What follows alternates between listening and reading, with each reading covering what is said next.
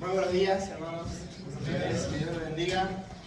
Pues tanto nuestro hermano Ernesto como Valeria han puesto como una alfombra, ¿no?, para la predicación que viene. Han colocado nuestros corazones en el sitio exacto. Cuando nuestro hermano Ernesto nos invitaba a colocarnos en ese momento, ¿no? Es muy difícil. Cuando leemos la palabra, leerla así rápidamente, fríamente, no es lo mismo que cuando se ha vivido. Entonces, la intención que tengo en mi corazón es intentar que todos nos pongamos en este momento. Y Valeria nos ha compartido también la carga, ¿no?, que teníamos del pecado, y a ese momento, ¿no?, del sacrificio de Jesucristo. Cuando mencionó nuestro hermano Ernesto esa oración tan especial, de eso vamos a hablar. Y Jesús sabía hacia dónde se dirigía. Vamos a poner esta prédica en el nombre del Señor. Padre Santo, te damos gracias porque hasta aquí tú has conducido esta reunión, Señor, este culto de alabanza y adoración a ti. Pues has colocado, Señor, en el corazón de nuestros hermanos, han compartido la palabra. Hemos alabado tu nombre, Señor, y hemos expresado no solamente con palabras, con instrumentos, sino que te hemos adorado en espíritu y en verdad, Señor. Ahora te ruego, Señor, que tú me ayudes, Señor, porque soy pobre, Señor, en palabra, porque soy pobre, Señor, en cuanto a todo lo que requiere, Señor, la perfección y la excelencia. Estoy muy lejos de ello, por eso te ruego que tú me guíes, Señor, lo que tenga que ser, que tú conoces el corazón de cada uno, que yo no los conozco, que tú puedas colocar tu palabra, que lo que no tenga que salir de mi boca, que no salga, Señor, y lo que tú quieras poner delante, que lo puedas hacer. En el nombre de Jesús, amén. Amén. Mis amados hermanos, quería ponernos en contexto, les voy a predicar acerca de Juan, capítulo 17, que es la oración que hace Jesús sacerdotal, de intercesión, ¿no? Como decía nuestro hermano Ernesto, lo hace por él. Vamos a ver por qué razón lo hizo por él. Lo hizo por los suyos, cuando se refiere a los suyos, a los discípulos, a los 11 que habían quedado, y luego se va extendiendo. Esta oración es precedida por la cena que había compartido con sus discípulos. Y uno puede entender, como bien dijo Ernesto, el estado emocional que no podía tener Jesús, sabiendo que en pocas horas iba a ser apresado, y él sabía todo lo que le venía encima, con toda la furia que lo iban a atacar, lo iban a golpear y lo iban a crucificar. Un momento para nada fácil. Uno a veces le puede costar pensar que Jesús sea, como era completamente humano, que él como que estaba por encima de todas las cosas, como que él, porque tenía tanta confianza en Dios, tanta paz, porque no lo sufríamos como nosotros. Él seguramente sabía lo que significaba el dolor en la carne. Se habrá pegado algún martillazo trabajando, se habrá caído algo en el pie. Él sabía lo que era el dolor y sabía lo que se iba a enfrentar. Pero él no se le preocupaba el dolor físico y todas esas cosas. Y aquí vamos a ver de manifiesto qué era. Vamos a descubrir el corazón de Jesús, que Él lo abre de una manera extraordinaria en esta oración, como nunca ha tenido otra oración. Él ha manifestado alguna oración pública cuando resucitó a Lázaro, luego en Getsemaní, pero en esta ocasión especial hace una oración que es como cuando uno tiene una piedra en el agua y empieza a expandirse, expandirse, expandirse, y vamos a ver que llega desde ese tiempo hasta hoy mismo, y seguirá.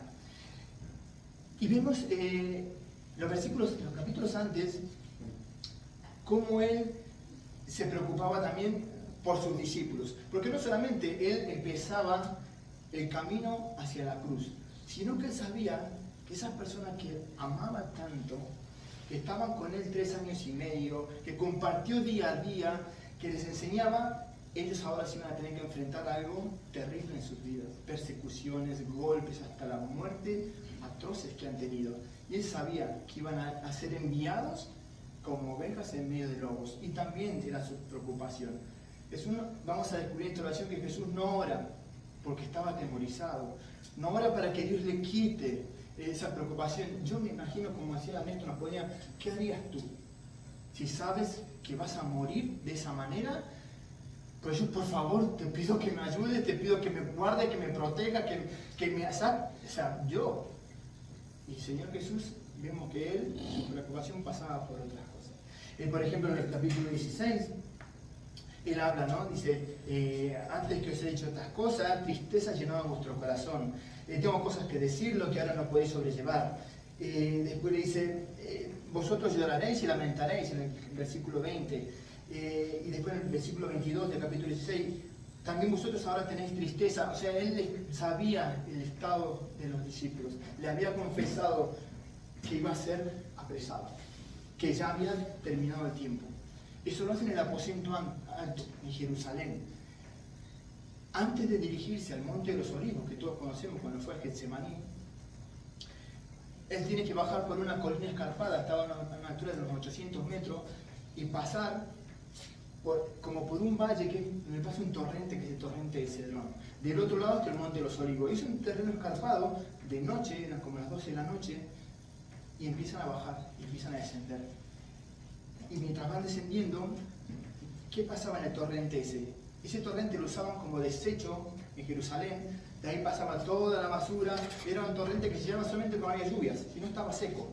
Y ahí se depositaban huesos de cadáveres de animales, ceniza, todos los desperdicios de como un basural pasaba por ahí.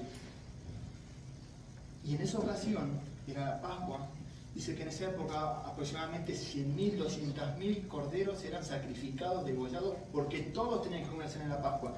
Por ahí, por ese torrente, pasaba la sangre de tantos sacrificios que se hacían.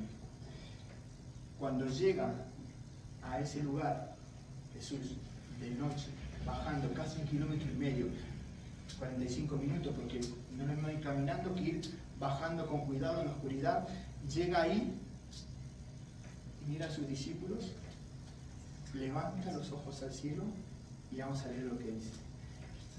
Juan, capítulo 17, versículo 1.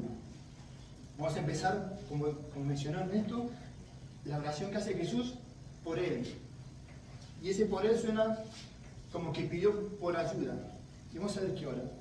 Dice, estas cosas habló Jesús y levantando los ojos al cielo dijo, Padre, la hora ha llegado. ¿A qué se refería?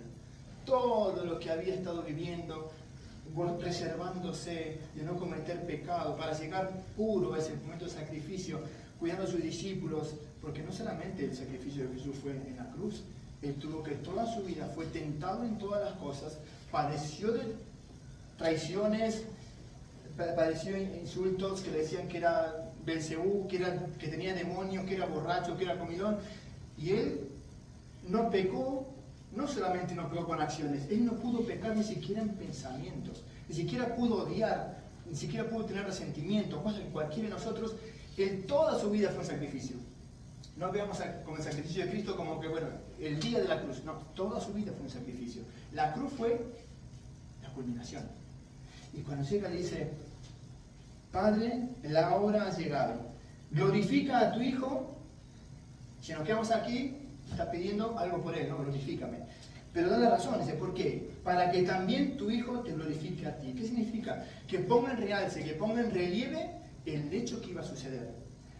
Que sea como esa cruz, ese momento de la cruz, como una luz, algo que brille para toda la humanidad.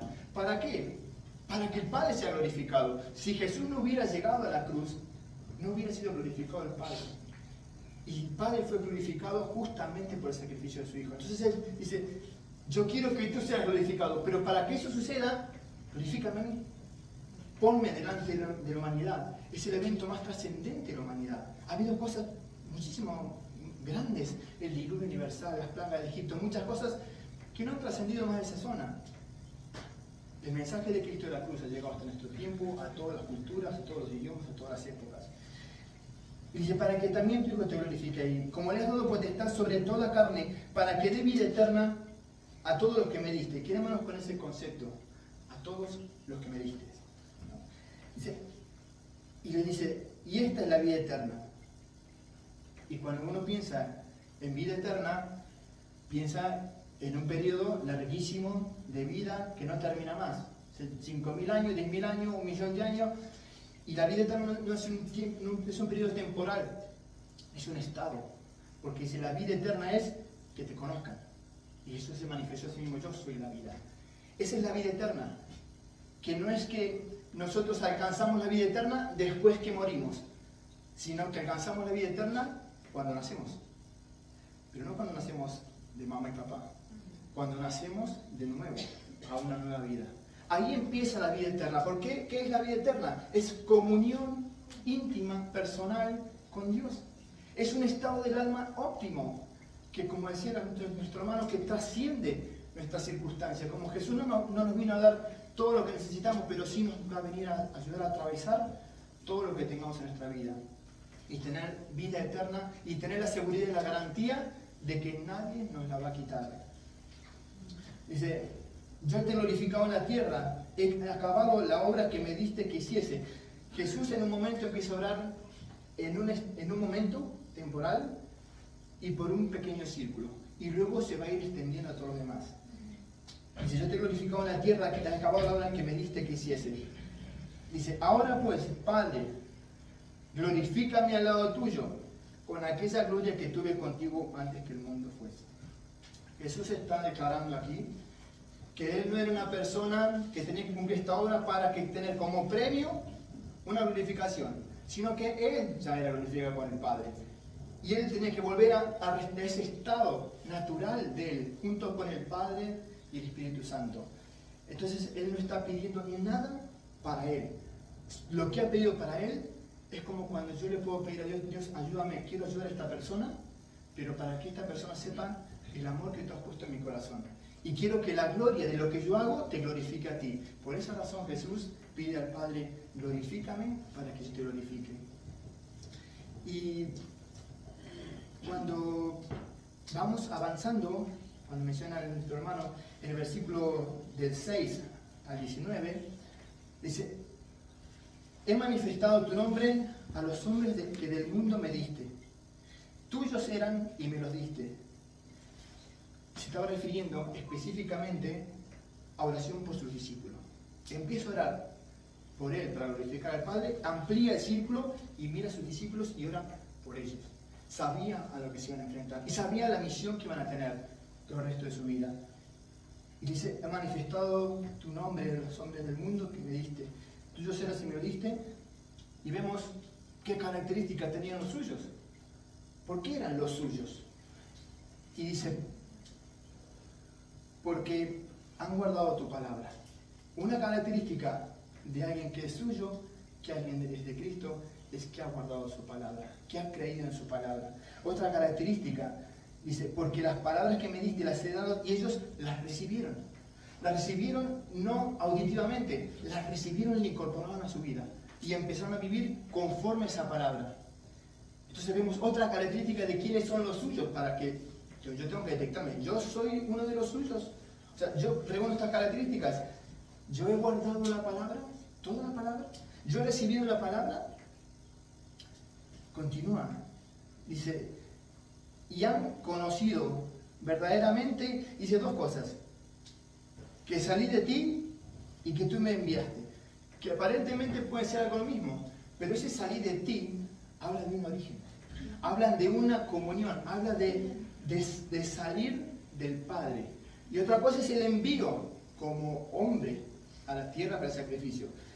No es que fue creado y fue enviado, sino que salí de ti.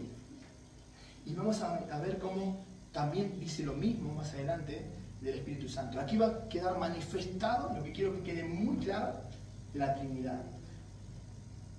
No mencionada esa palabra en la Biblia, pero sí está muy claro el concepto. Y en eso no quiero que haya ninguna duda sobre en qué creemos en esta iglesia y qué predicamos. Dice, porque las palabras que me diste las recibieron, que salí de ti, y han creído que tú me enviaste.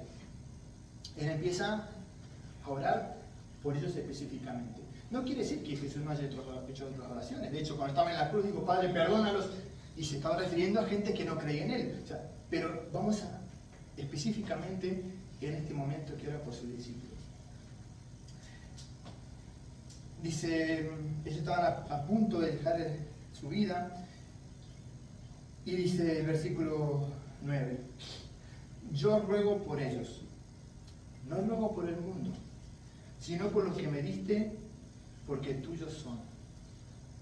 Y todo lo mío es tuyo, y todo lo tuyo es mío, y he sido glorificado en ellos, he sido manifestado como quien era realmente.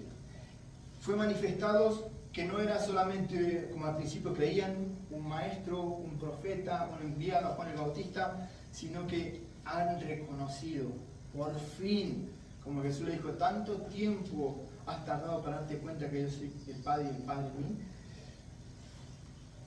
en mí. Y sigue, ¿no? Y estamos en ese momento a la orilla del Cedrón. De noche ya pasando el tiempo y Jesús ora, intercede por sus discípulos. Y están en ese espacio temporal. Pero ahora Jesús amplía su visión y ya habla de su obra ya completada. Ya sabe que va a morir en la cruz, sabe que va a resucitar, sabe que ascenderá al cielo y hace esta manifestación. Y ya no estoy en el mundo. No puedo decir, ¿cómo no estoy en el mundo? Si estaba ahí. Jesús empieza a ampliar no solamente su abanico de por quién intercedía, sino su visión. Ya no estoy en el mundo, mas estos están en el mundo. Y yo voy a ti, Padre Santo. A los que me has dado, guárdalos en tu nombre. ¿Para qué? Guárdalos en tu nombre. Para que sean uno, así como nosotros. No para que se lleven bien, no para que sean buenos cristianos, no para que sean colegas, sino para que sean uno.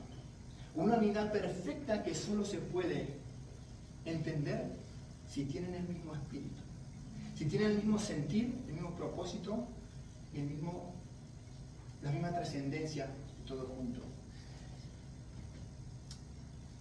El Señor Jesús ora para que sean uno y quiere que su obra sea completa con ellos. Más adelante, yo voy a ti, hablo esto en el mundo para que tengan mi gozo cumplido en sí mismo. Dice, yo les he dado tu palabra y el mundo los aborreció. Está hablando también de la vida de los discípulos, que iban a ser aborrecidos. Hasta ese momento, ellos no habían sido aborrecidos, el que había sido aborrecido era Jesús. Pero él amplía y sale y ve su obra completa y la obra de sus discípulos. Y pide por toda la obra de ellos. Voy a ti, yo les he dado tu palabra y el mundo los aborreció porque no son del mundo, porque tampoco yo soy del mundo. Y acá viene una declaración, como mencionaba también Ernesto, ¿no? En el versículo 15. Yo no ruego que los quites del mundo. ¿Por qué? Muchas veces se puede pensar, una idea, imaginemos, no, que vivimos todos en diferentes trabajos, diferentes lugares. Y decimos, bueno, qué bueno sería tener un barrio donde todos seamos cristianos, todos buenos vecinos, nadie tire la basura al otro, porque nos comportemos bien, tenemos una comunidad tranquila, que nadie te hace ruido por las noches, nadie te pone bachata ni música por la noche, no nada contra la bachata, pero bueno, o sí, pero nadie te pone esa molestia, todos cristianitos bonitos. No fuimos llamados para eso. Fuimos llamados para salir al mundo, no para meternos en un convento, no para meternos en ningún lugar alejado del mundo para no contaminarnos. Fuimos llamados para estar en el mundo, para llevar el Evangelio, si no, ¿quién va a llevar el Evangelio al mundo? Y estamos llamados para eso. Y estamos llamados también para tener relaciones con las personas del mundo, pero no para contaminarnos con el mundo. Jesús no se apartó de los pecadores. De hecho, decían, come con borrachos, come con prostitutas, come con esto, come... Claro, pero no participaba de sus obras. Es diferente cuando bueno, salimos al mundo porque no tengo amigos cristianos y me comporto como el mundo. No. Estamos llamados para hacer luz y para hacer sal, en ese sentido. Entonces Jesús dice, bueno, no ruego por que lo quites del mundo, sino que lo guardes del mal. Y ese guardes del mal no significa, como bien dijo Ernesto, que no les pase nada, que no tengan accidente, que no tengan enfermedades graves, que no se les muera familiares. No, que no los guardes, que los guardes del maligno, que los guardes de la perversión, que los guardes del desvío de la palabra de Dios, que los guardes en todo sentido, no físicamente. Y dicen, no son del mundo, y vuelve a recalcarse, es que no son del mundo, como tampoco soy del mundo. Santifícalos en tu verdad. Es un proceso, hazlo cada vez más santo, que ellos vayan creciendo, vayan evolucionando. ¿En base a qué? En base a experiencias, en base a milagros, en base a ensueños, en base a visiones, o en base a tu verdad. Y luego confirma, tu palabra es verdad. Es que no hay otra verdad. Eso es lo que nos va santificando si nos sujetamos. No nos hacemos más buenos porque vamos evolucionando. La tendencia del ser humano es ir a peor. Cada vez más manía, cada vez más maña, cada vez más resentimiento, cada vez más odio, cada vez más trampas. Y dice, no, santifícalos en tu verdad, que tu palabra es verdad. Como tú enviaste al mundo, yo también los he enviado. Yo por eso me santifico, el versículo 19, a mí mismo para que también ellos sean santificados en la verdad. Yo pensaba, ¿de qué manera Jesús le pedía eso al Padre? ¿De qué manera iban a poder ser ayudados ellos? Jesús sabía que Él iba a ser quitado de ellos. Y ellos iban a ir por su cuenta y sabía que como hombres, con sus debilidades, con sus defectos, con sus temores, con todas esas cosas, no iban a poder llevar adelante esa obra, el envío.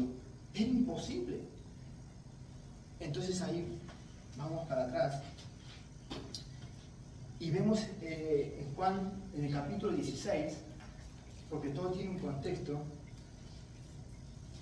y habla del envío del Espíritu Santo, que iba a estar con ellos, iba a estar en ellos, lo iba a llevar a toda verdad, iba a ser la fuerza que iban a tener, y les iba a recordar todas las cosas. Esa es la ayuda que cualquier creyente, cualquier cristiano que quiera caminar en santidad, necesita el Espíritu Santo.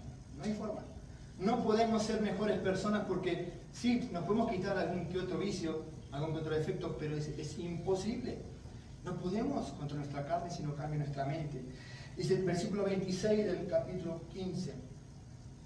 Pero cuando venga el Consolador, vamos a ir antes. En el capítulo 14, versículo 15. Perdona, María Jesús, y te vuelvo a leer. Si me amad, guardad mis mandamientos. Dice, y yo rogaré al Padre. ¿Quién me rogará al Padre? ¿Quién me rogará? Jesús. Al Padre, ¿no? A ver, ¿qué le va a rogar? Al Padre. Y os dará otro Consolador. ¿Quién os dará otro Consolador? El Padre. O sea, Jesús va a pedirle al Padre que envíe un Consolador, que es el Espíritu Santo, que esté con vosotros para siempre.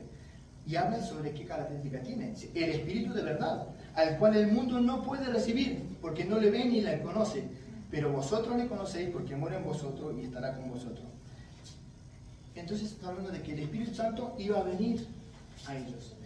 Y el versículo 18 dice, no os dejaré huérfano, vendré a vosotros. O sea, ¿quién vendría a vosotros? El Espíritu Santo. Se identifica con el Espíritu Santo. Porque no son dos cosas diferentes. El Padre, el Hijo y el Espíritu Santo. Dice, el Espíritu Santo vendrá a vosotros. Versículo 26, vuelve a hablar del tema. Y dice, más el Consolador, el Espíritu Santo, ¿a quién el Padre enviará? Vuelve a reforzar lo que dice. Enviará el Padre, y ahora dice, el Padre se enviará en mi nombre, Él os enseñará todas las cosas y os recordará todo lo que os he dicho. Capítulo 15, vamos avanzando. Versículo 26 del capítulo 15. Dice, pero cuando venga el Consolador, ¿a quién? Yo os enviaré. No le va a mandar el Padre. El Espíritu Santo, a quien yo os enviaré, se identifica con su Padre, porque su Padre y Él están en el mismo sentido.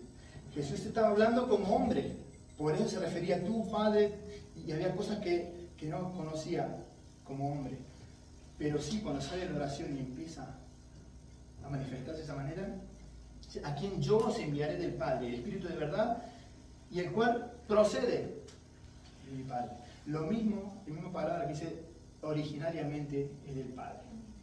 Que no es una fuerza, no es algo etéreo, sino que es una persona, porque tiene características. Porque dice, os enseñará. El aire no enseña nada. O algo etéreo no enseña nada. Dice, Él os enseñará, os guiará, os consolará, os hará entender, intercederá por vosotros. Es algo activo. No es algo etéreo, es una fuerza, es una persona. Dice, el cual procede del Padre, el cual dará testimonio de mí. Versículo 7 del capítulo 16. Pero yo os digo la verdad, os conviene que yo me vaya, porque si no me fuere, el Consolador no vendría a vosotros, mas si me fuere, os lo enviaré. Vuelve a reforzar. 2 veces dice, el Padre lo enviará. Y 2 veces dice, yo lo enviaré.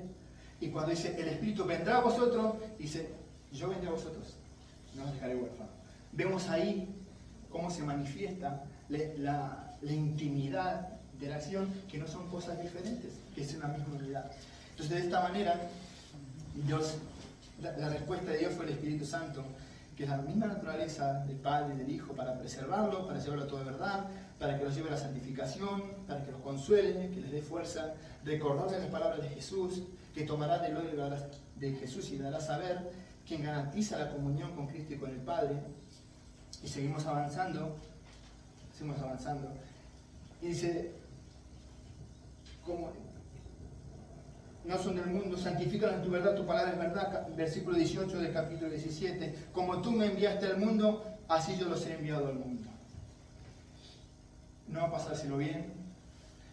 No leemos en la Biblia y a veces uno se pregunta por qué los apóstoles, siendo que amaban a Jesús, hicieron cosas buenas, llevaron la palabra a todo el mundo, no se merecían un final mejor, que aún no fueron crucificados, traspasados con espadas, quemados vivos. O sea, qué injusto. Ahora me pregunto, ¿qué pensaríamos nosotros si leemos en la Biblia?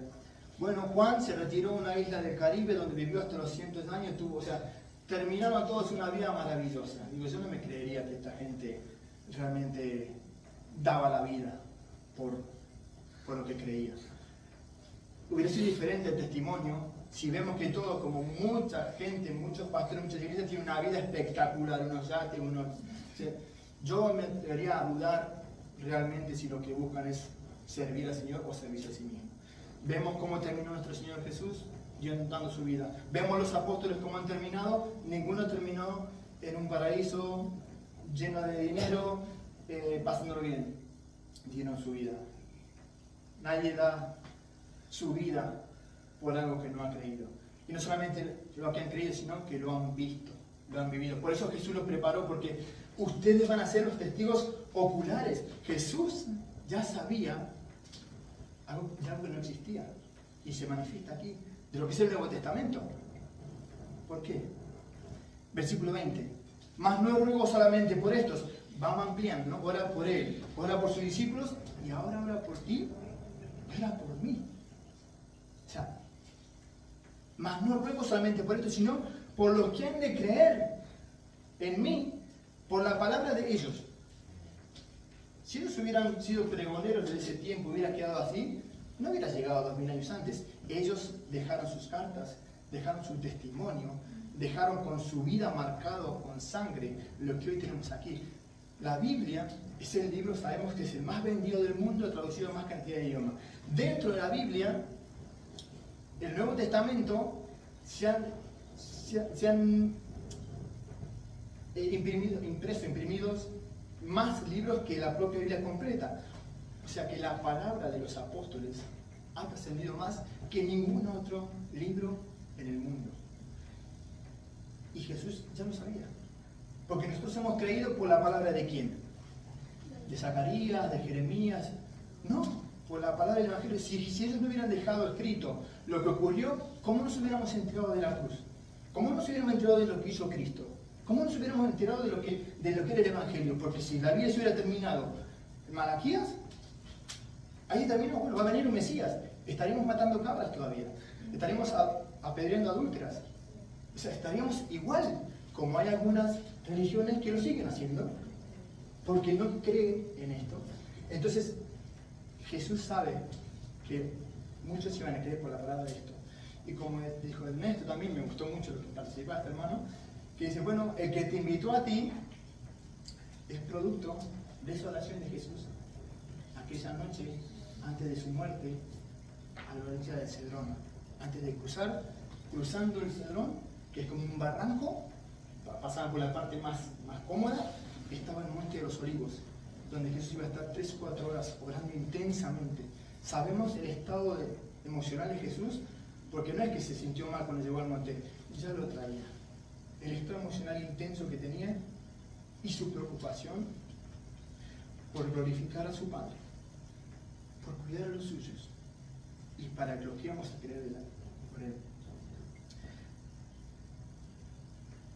Luego por los que han de creer por la palabra de ellos. ¿Y qué pide? Para los que íbamos a creer por la palabra de ellos. Exactamente lo mismo. que seamos uno. Es que esa es la vida cristiana. Es que seamos uno, el mismo espíritu, el mismo sentir. No es posible ser uno si no tenemos el mismo espíritu. Porque como nos congregamos alrededor de la mesa, somos un solo cuerpo.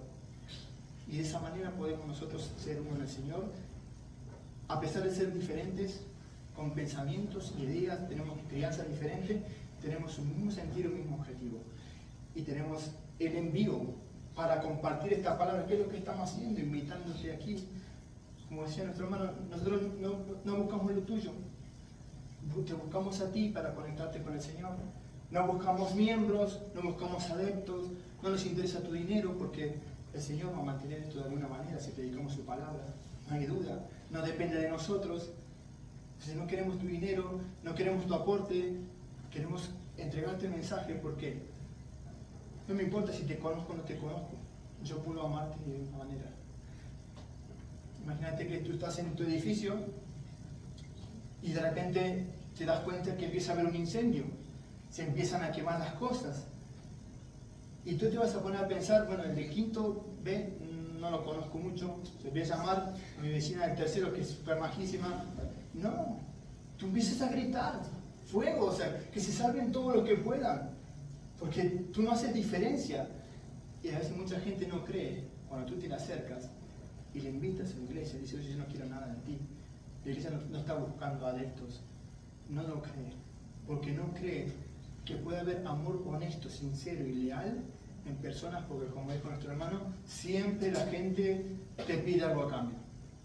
Y en lo demás a lo mejor somos así, muchas veces, ¿no? Damos algo para tener una gratitud, para que nos den un favor, pero en esta ocasión, cuando te presentamos el Evangelio, cuando te invitamos a la palabra, cuando te queremos enseñar, explicar, que nos tomamos un café, oye, lo que te pueda explicar, lo que necesites, ayudar a un hermano, lo hacemos totalmente de corazón, sin ninguna intención. ¿Y eso por qué es posible? ¿Porque somos buenas personas? No, porque tenemos igual nuestros defectos, pero en nuestro interior nos va llevando a la santificación, el Espíritu Santo, y nos crea algo que no tenemos. Porque somos egoístas por naturaleza. La necesidad de hacer el bien, porque Dios ha cambiado nuestra naturaleza, ha cambiado nuestra mente, de adentro hacia afuera. No fue una forma física, Dios no quiere religiosos. A Dios no le interesa que vengas a la iglesia todos los domingos. No le interesa que toques la guitarrita, ni que prediques, no le interesa. Porque eso es lo que hacían los fariseos y Jesús los repudió. No, yo quiero que de corazón, que nazca de adentro. Y eso es obra del Espíritu Santo. No es obra nuestra. Sigo avanzando y ya termino, ¿no? Y dice, para que todos sean uno. ¿En qué medida? Como tú, Padre, en mí y yo en ti, que también ellos sean uno en nosotros, para que el mundo crea que tú me enviaste. Ese es el propósito. Dice que Jesús dice a su iglesia, se los iba a reconocer por el amor. No por lo bonito que cantan, no por el lujo de las instalaciones, no, se va a reconocer si hay amor sincero. Que a pesar de que nos lastimamos, a pesar de que nos hacemos daño con palabras, somos capaces de perdonarnos, somos capaces de poder sacar por alto la ofrenda, somos capaces de reconciliarnos, porque nos amamos, a pesar de que nos pinchamos a veces, como los animalitos, ¿cómo se llaman? Los erizos, ¿no? Y hay una fábula conocida que dice que estaban los erizos, unos amigos de erizos, y se empiezan a juntar y se empiezan a pinchar unos con los otros, ¿no? Y entonces vamos a tomar distancia porque nos pinchamos unos con los otros. Y estaban súper tranquilos, no se acercaban, no se hacían daño. Pero llega el invierno y empieza a hacer frío. Y van a morir de frío. Y la única solución era juntarse y generar calor para sobrevivir. Y en ese juntarse y generar calor, pues también te pinchas. Porque nosotros nos pinchamos, pensamos diferente, actitudes, pensamientos, miradas, gestos, interpretamos, ¿no? Pero a veces tienes que aguantar esos pinchazos de tu hermano o de tu hermana para no morir. Y porque el calor te va a preservar. Y eso es ese sentido quiero que sean uno, como tú y yo somos uno. Que tengan ese sentir, que se perdonen, a pesar de que se molesten, que aprendan a superar esas cosas. Y Jesús dice que la generosidad de Jesús. El versículo 23, Él nos dice, bueno, yo voy a estar en la gloria a tu diestra y te pido que le des un rinconcito a ellos, que le des unas migajas a ellos. Dice, no, yo quiero que donde yo estoy, ellos también estén. Él quiere compartir su gloria. Él no te quiere tener ahí sujeto.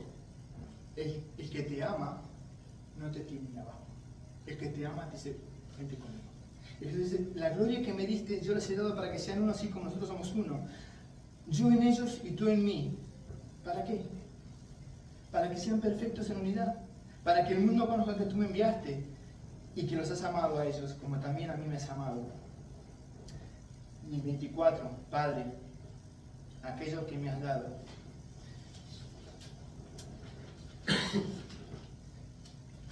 ¿Quiénes son los que les has dado? Aquellos que han recibido, aquellos que han creído, aquellos que han guardado su palabra, aquellos que viven en santidad, ellos son. Y tú puedes ser uno de los que habla aquí, de lo que le has dado. Pero también tenemos la libertad de rechazar ese llamado. Tenemos la libertad de decirle que no, que hay gente que es capaz de rechazar un amor tan grande. Como dijo tu hermano, no te pide nada a cambio, solamente que creas, como dijo Valeria, que Él ya murió por ti, que Él cargó con tu pecado. Y la salvación es por medio de la fe, no por medio de las obras. No tienes que hacer lo mismo que Jesús, no tienes que ir a sacrificarte, no tienes que caminar de rodillas, no tienes que andar de rodillas, no tienes que darte latigazos. Ya la obra sacrificial perfecta la hizo Cristo. Y ahora tú puedes acceder a eso por medio de la fe. No una fe intelectual, sino que la fe que te mueve y te conmueve y te lleva a obrar, que te impulsa. No, que bueno, sí, yo lo creo, sí, yo creo. Pues muy bien, yo creo que Jesús, sí, yo creo que sí. No, esa fe no sirve. Esa fe no sirve porque no te cambia. Lo tomas y el sacrificio es por mí, como lo tomó nuestra hermana. Valeria no pensó, bueno, hermanos, yo me di cuenta de mi pecado. Y esa es la actitud. Tú piénsatelo para mí. Porque si, bueno, Cristo murió por el mundo, es muy simple. Pero si, bueno, Cristo murió por mí, oró por mí, intercedió por mí, envió el Espíritu Santo para que yo pueda ser salvo. Y yo, con mi soberbia, soy capaz de rechazarlo. O decirle, no, que me espere. Todavía no. Ya me voy a tomar mi tiempo, quizás algún día. Todavía no es mi tiempo, todavía me quedan algunas dudas, estoy siendo un poquito escéptico, yo estas cosas no las entiendo. O sea, no seamos tan soberbios. Entrega tu vida. Ya estás condenado, no es que llegas a ver si paso o no paso, ya estás condenado. Como digo a nuestra hermana, si tú no accedes a eso, tú vas a tener que pagar por tus pecados. Tú lo vas a tener que hacer. Lo leyó muy clarito. Entonces ahora yo acepto el sacrificio sustitutivo de Cristo. Que Él murió por mí, en mi lugar. Y para terminar, esta vez sí, quiero leer una palabra que está en Proverbios, capítulo 1, del versículo 23 al 33. Y habla un poco de lo que es la tragedia del hombre y las buenas noticias. Proverbios capítulo 1, versículo 23 al 33. Dice, volveos a mi reprensión. Es una exhortación, ¿no? He aquí, yo derramaré mi espíritu sobre vosotros y os haré saber mis palabras. Por cuanto llamé y no quisisteis oír. Hay personas que están en esa actitud. Extendí mi mano y no hubo quien atendiese, sino que desechaste todo consejo mío. Todas las veces que Dios te llamó, te habló de una manera, por otra, lo desechaste. Y mi reprensión no quisiste. A mí no me digan lo que tengo que hacer. Yo sé lo que tengo que hacer con mi vida. A mí yo no quiero que ninguno en la iglesia me diga nada. Aquí todo el mundo soy imperfecto. A mí, mi reprensión no quisiste. Y dice, también yo me reiré en vuestra calamidad. Claro, después no vas a llegar a decir, ay, ahora sí que... No, tuviste toda tu vida para acercarte a Dios. No quisiste. ¿Y ahora sí? ¿Ahora sí quieres? Si yo me burlaré cuando viniere lo que teméis, cuando viniere como una destrucción lo que teméis y vuestra calamidad llegare como un torbellino. Cuando sobre vosotros viniere tribulación y angustia, entonces me llamarán y no responderé. El Señor dice, si oyeres hoy su voz, no endurezcas tu corazón. Hoy es el día. No más adelante. Porque cuando quizás tú quieras, cuando a ti te apetezca, pues quizás ya sea tarde. Dice, entonces me llamarán y no responderé. Porque Dios no es el genio de la lámpara. Como dice, bueno, cuando quiero, te llamo, te invoco. Cuando estoy pasando mal y me tienen que contestar. Y si no me responden, y Dios no responde las cosas. ¿Y por qué Dios no contesta? ¿Y por qué me pasan estas cosas? Como si Dios tendría la obligación de cumplirte todos tus deseos, todos tus anhelos, tus gustos. Dice, entonces me llamarán, no responderé, me buscarán de mañana. Apenas te despiertas con esa ansiedad, ese sofoco, que estás mal, sabes que te queda un día difícil, y no me llamarán. ¿Por qué? Por cuanto aborrecieron la sabiduría. El principio de la sabiduría es el temor de Jehová. Y no escogieron el temor de Jehová. Es una elección.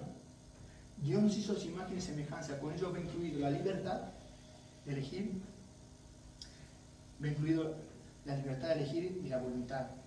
No escogieron el temor de Jehová, ni quisieron mi consejo, y menospreciaron toda reprensión mía. Comerán del fruto de su camino, y serán hastiados en sus propios consejos, porque el desvío de los ignorantes los matará, y la prosperidad de los necios los echará a perder. Y ahora viene el mensaje que quiero que, el último que quede para todos. Mas el que me oyere, habitaré confiadamente, y vivirá tranquilo, sin temor del mal. Termina el capítulo. Padre justo, Juan 17, 25, 26, el mundo no te ha conocido, pero yo te he conocido. Y estos han conocido que tú me enviaste, y les ha dado a conocer tu nombre, y los daré a conocer aún, hoy, para que el amor con el que me has amado esté en ellos y yo en ellos. Señor, los bendiga. Amén.